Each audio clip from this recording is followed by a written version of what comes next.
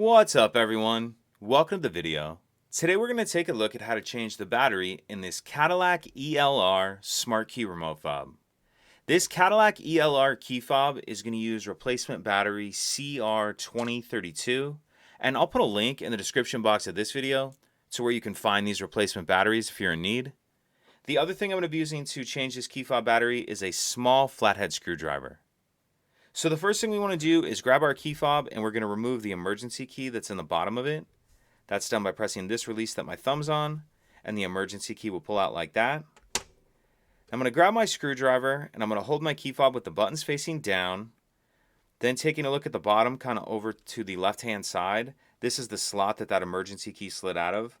I'm just going to stick the end of my screwdriver in that slot and pry up just enough to start the case apart like this. Then I'm going to take my screwdriver and in that crack just run it down the side. Just take your time and go carefully. And then I'll do the same thing on the top. Just kind of run it across there. And then once it's far enough apart, you can pull it the rest of the way apart with your hands like that. And in the back half of the case, we see our battery right here. And in this battery holder, there's a little bit of a notch right here, a space that you can get a small screwdriver or something similar in there. Get under the battery and get it out of that holder.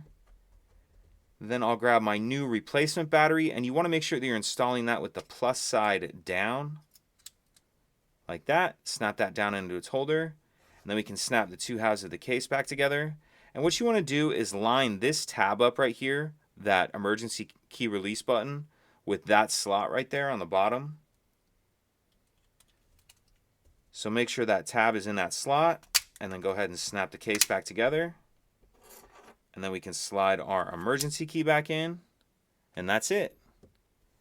If you could take a second to like and subscribe, it helps us out, and I'd appreciate it. Thank you.